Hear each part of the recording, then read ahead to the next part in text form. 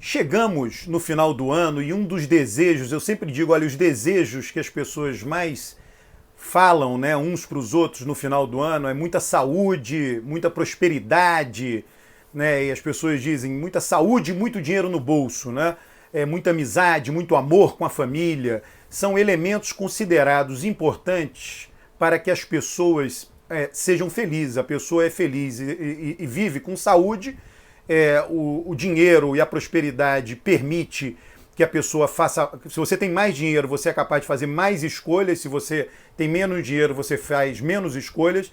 E a felicidade depende de relações pessoais, não só intensas, mas de alta qualidade. Isso, inclusive, está comprovado. Então, o amor familiar, o amor dos amigos, um bom ambiente de trabalho, tudo isso interfere na felicidade de cada um de nós. Então, são esses desejos. Eu queria refletir aqui sobre a prosperidade, e uma discussão importante no Brasil é a meritocracia. Tem pessoas que afirmam e defendem a meritocracia de uma maneira muito forte, né, e utilizam isso para um discurso liberal, né.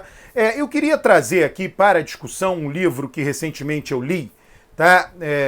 The Sun Also Rises. É claro que ele pega aqui o Gregory Clark, tá? Ele é um escocês que se radicou um professor universitário de uma universidade na Califórnia, um escocês que se radicou nos Estados Unidos, e ele estuda a mobilidade social, e ele fez da seguinte maneira: ele foi atrás das bases de dados de sobrenomes, porque e aí ele teve acesso a sobrenomes de universidades, Oxford e Cambridge, sobrenomes da Universidade de Uppsala, na Suécia, né, todas as universidades começaram sempre muito elitistas, né, os nomes de nobres, você tem todos os nomes de nobres suecos, são nomes nobres, a elite sueca sempre teve lá os nomes de nobres e latinizados, que ele chama de nomes latinizados, o que fez a tabela periódica, Linnaeus Pauling, é um nome latinizado. Tá? Então ele pega nesse livro e ele estuda vários países em diferentes períodos, né? O sobrenome, a Suécia, está aqui os países, ó, Suécia, Estados Unidos, a Inglaterra, antes e depois da Revolução Industrial, ou seja, antes e depois do capitalismo, Índia, China, né, Formosa, Taiwan, Japão, Coreia, Chile. Então ele estuda todos esses países e ele chega a uma conclusão. Bom, aí o que ele faz? Ele pega os sobrenomes, as universidades de Oxford, Cambridge, Uppsala, disponibilizaram, né, os sobrenomes dos alunos desde sua fundação até hoje, até 2000 e tanto, 2010, sei lá, o livro é recente. Tá? E aí ele percebe que os nomes nobres estão sobre-representados nas universidades. Há uma carreira importante, a carreira de advogado. Todos esses países têm associações de advogados, associações de médicos. Existe uma sobre-representação de sobrenomes judeus nos médicos norte-americanos. Então ele mostra isso aqui. O que ele conclui? Né? Ele chega a uma conclusão que nós percebemos isso no nosso dia a dia, né?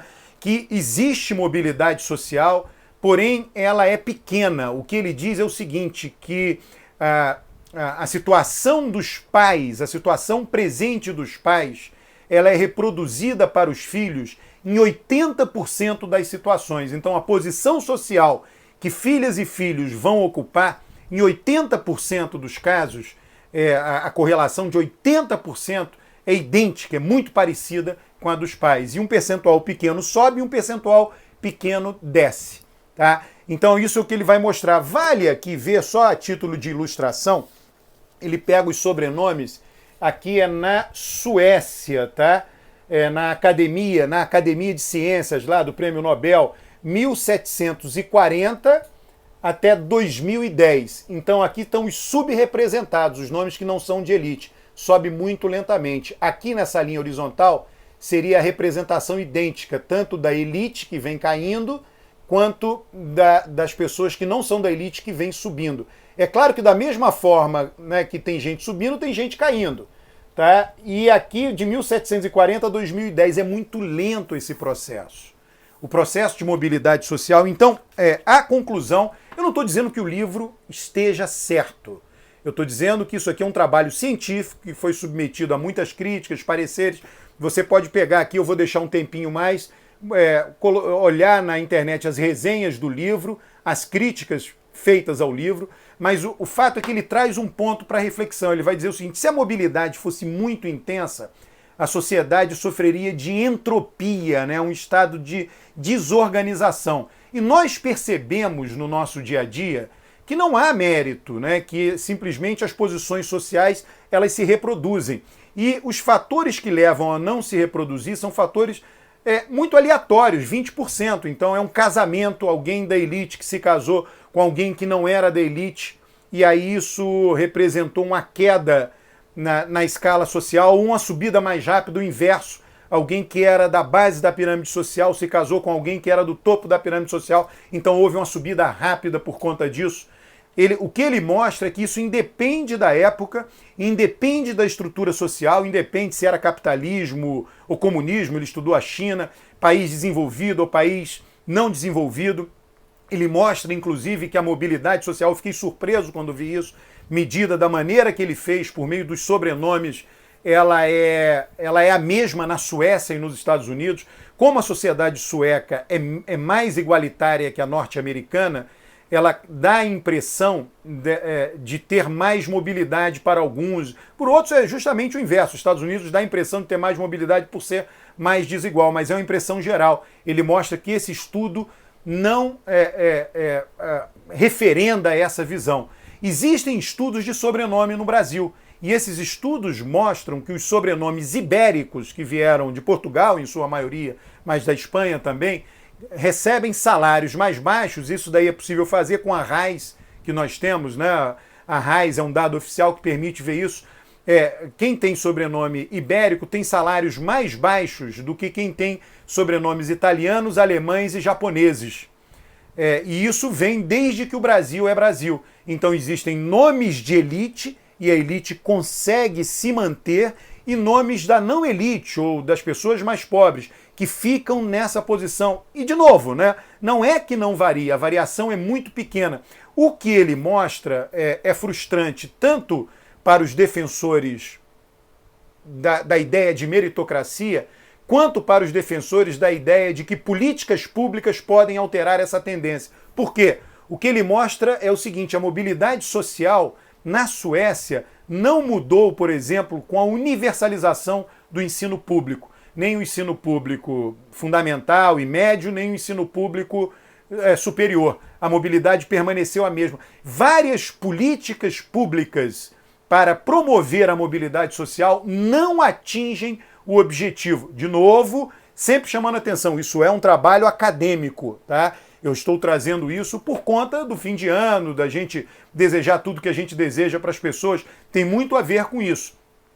A meritocracia não funciona, tampouco funciona, segundo este livro. Não sou eu que estou dizendo, eu estou simplesmente divulgando um trabalho que eu achei bem feito, eu achei criterioso. Eu não sou um acadêmico dessa área, os especialistas é que têm que criticar. Eu vi algumas críticas de especialistas a esse trabalho afirmando que o autor considera só uma amostra pequena. Os estudos de sobrenome se referem a universidades, a grupos profissionais como advogados e médicos. É uma crítica, né? Agora, esse estudo que eu vi para o Brasil é da RAIS, então são milhões de brasileiros.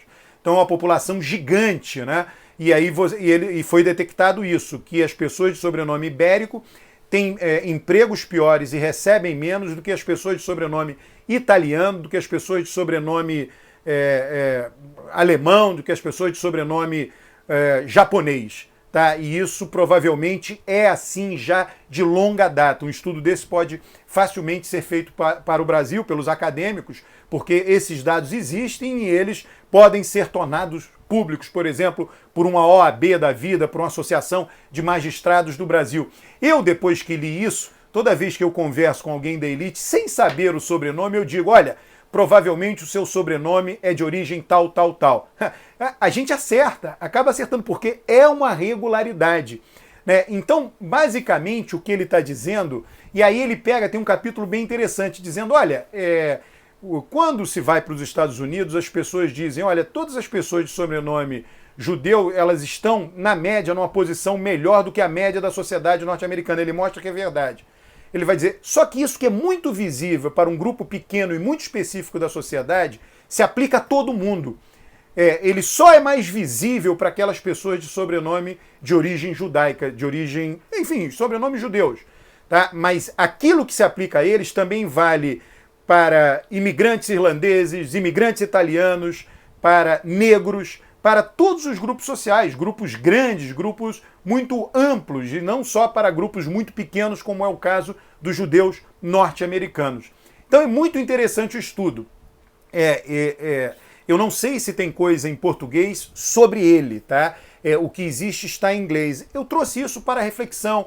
Nesse fim de ano as coisas vão, né, se acalmando, os fatos políticos... Bom, tem um fato grande aqui essa semana, mas os fatos políticos, eles vão se tornando menos importantes. E aqui foi um livro que eu li durante esse ano, que eu achei relevante, achei relevante compartilhar aqui com vocês essa reflexão.